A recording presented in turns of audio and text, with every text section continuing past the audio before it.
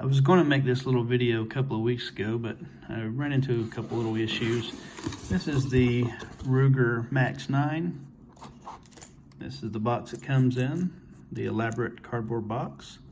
Right here, this is some little accessories here that helps you mount certain optics to your gun. Comes with some other paperwork and such. Here is your gun. Comes with the 10 and 12 round magazines. And the reason why I didn't get to do this a couple of weeks ago, or I guess I could have, is once I purchased this gun, I was very excited to get it home, test it out, and I was all ready to compare it to some of the other micro 9s. I was trying to decide, who was I going to do versus who, Glock 43X or the new Shield Plus or whatever gun I thought would be good to compare it with. And this is a safety check gun. There's no ammo in it. Got it home, and again, very excited. And what do you do when you get a gun home? You can't shoot it right away sometimes, so you start doing function checks, and everything's all good. I started just dropping the mag a few times, getting used to the mag release, and pulling the slide back, and just getting some function checks, just getting used to it the best I could until I could do some live firing in it, and did some dry firing, to test the trigger out. And after, I don't know, 7, 8, 9 times dropping the magazines, it's like the mag catch broke or quit working. It quit dropping the magazines free. So you see now they drop nice and free, but they just stopped. So you had to, you'd hit it and it'd make like a little odd sound, like a weaker dead spring or something, and it'd have to, it'd do about like that, and so it had to pull it out. And also what I noticed is the slide would not stay back. Even with the magazine in it like it is now, it would not hold back. Every now and then it would, like every, maybe 2 times out of 10, it would hold back. And of course I took it to the range to shoot it anyway, and it was pretty nice shooter. I've heard a lot of people say different things about how snappy it may or may not be, and I find it very close to most of the rest of them. I can't really tell a difference. The only one I've ever found that I thought was a little snappy was the Springfield Hellcat. The rest of them all sound about the same to me, so your mileage may vary on that. And so once I started shooting it, I had 2 different mags where it's odd, like I couldn't get the slide to stay back when I was doing it like this, but then when I took it under live fire, I was shooting after about 3 or 4 rounds, it held back with ammo still in it. I was like, you're kidding me. I know I didn't touch the controls. And later on I was watching a YouTube video, and there was someone who was shooting it, and his slide stayed back with ammo in it. And he's like, oh, I think I might have maybe hit controls. I was like, no, that's what happened to me. It just held back with ammo in it. I know I didn't hit the controls or anything. So I contacted Ruger. They answered back the next day, and they let me send this gun back in. And the fastest turnaround ever. They had it for 1 day. Once it got delivered, they already had a return label for the same day. I was, wow, Ruger's on top of it on their customer service. So they sent it back, and so what I do, start function testing it, and as you see, the slide held back perfectly, and they said they just had to replace the spring there. It seemed to be all it was. It's fine. So of course, we get the magazines, and I start releasing the mags, and they still didn't drop. And I looked at it, and they didn't mention anything about the magazines, so I had to write them again. And so they said, well, I think I said, can you just send me springs? I said, I think it's the springs. If you just send me springs, I'll replace them. And they said, well, I think we just need to send you new magazines. So they sent me, 2 new magazines, and you see, they seem to work perfectly. So I did have to send the other 2 back. But that's it. It does seem to work good. Ruger took care of me as far as their customer service, and even that took a couple of efforts. The gun I got now does seem to function. I took it back to the range, test fired it. Everything went well. It's an accurate little gun for what it is, and it's got nice little features. And my overall thoughts of it, when you send the gun back, I know where people say this, well, you might have got the one limb and all the rest of them are fine, and that may be true. Even though these usually come in batches, when you get bad springs or whatever, it's usually not just one. It's probably a couple hundred like this at least. But they took care of me. What I can't complain is fastest customer service I've ever had sending a gun back or any complaints. So kudos to Ruger. They took care of that.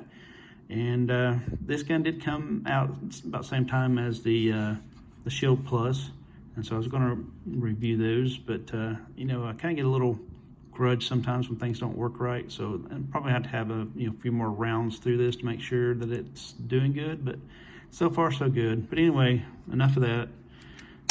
Let's go over some of these features. I know that you've seen 100 of these videos, but real customer, these were not sent for free. The biggest thing I can say about this is the value of this gun. I paid right at $400 for this gun. I think I paid $80+ more for the Shield Plus, and the Plus didn't come with any upgraded sights or anything.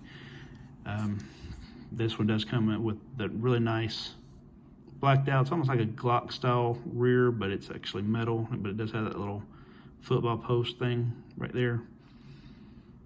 And it comes with that tritium fiber optic front sight that you've probably seen. I'm trying to get it to where you can see it, but it's not coming in good. It won't focus. But nice little touch there. Nice sights right out of the box. See, it is optic ready. And they've done a nice little trick here where this will pretty much take all of your Slimline type optics right out of the box. You don't have to have any mounting plates or anything, so you can put a 507, 407K or something like that on it directly, and I have, and it shoots it. It's a nice platform for that. I really enjoyed that. And other features on this gun, it's got that glass nylon filled grip. It is more of a moderate medium grip. A lot of people say it's a great grip. It's moderate. It's meant to be carry friendly, so it don't rub up. And for sensitive people who don't like it rubbing up, like me, they don't like rubbing on your skin all day long. It could be a little more aggressive in some spots, like maybe the back. I don't know why they don't do that. The back texturing and the front strap are the same as the sides, whereas the Shield Plus, they actually made the front and back and front straps much more aggressive than the sides, and I think that was a great touch. I wish they would have done that on this pistol. So it's a good grip. It could have been better. A lot of pistols, they go for that cosmetic look where you see there's a lot of space that they left open, that they can make it more eye appealing, but I would rather all that just been grip. Trigger, you want to hear a lot of things about this trigger. A lot of people it's great, a lot of people it's not so great. I like it. I think it's a really nice trigger. Again, safety check gun. It has got a, to me, it's fairly short trigger. Some people are saying it's long. It does have the Glock style safety blade in there. It's very smooth. It's fairly light, right around 5 pounds or so, 5.5. The reset on there, so let me get that. A lot of people are saying that's kind of a long reset, but it's okay, I think. It's not bad. It's crisp. It's tactile. I did get the manual safety version because that's what they had. They didn't have the Pro version, which doesn't have the thumb safety. Everything else is good. It's got a nice finish to it. It's got good slide serrations. It's got a decent trigger guard, undercut, so you get a nice little feel in there. Of course, you get the 12 and 10 round magazines, and it does come with your choice of a flush or the little, pinky extension there. So I put the little pinky extension on there. Works a lot better for me. Gives you mostly a full-size grip, but everything else, it's a nice value. Like I said, they may have sent these out a little early. I don't know. Maybe everybody else got one that's perfect. I'm not bad-mouthing the gun or Ruger.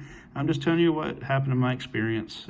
So A lot of people say, well, which one would you have, the Shield or the Ruger? I'm gonna have to put some more rounds on this one to make sure of my opinion, but for now I have to say the Shield. I'm not expecting any problems with the Shield. Proven platform, even though they've had to make some adjustments for the new profile of the gun, but you know, this is nice. It's great value. $400. You may pay a little bit more. I know some people get stuck in some areas, have to pay a little bit more, especially if you're buying on Gun Broker and places like that. But just a nice gun. Not much else I can say about it. 3.2-inch barrel. It is a cold hammer forged barrel, so they did put a little more effort in that barrel. It's got a great barrel. Grip on there is just under an inch, so it feels real good on your hands, especially if you got, you know, medium-sized hands like me. If you got really large hands, you may not like that as much. But 6 inches total length.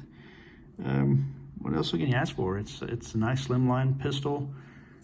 It is a little wider here at the top. I think that's the secret to making it where it can accommodate more of those optics without any specific plates. So a little bit of finish wear on there, a little bit. Yeah, but anyway, won't waste any more of your time. Hopefully, if you get this gun, you know, everything will work out good for you. And until next time, shoot well and often. Thank you.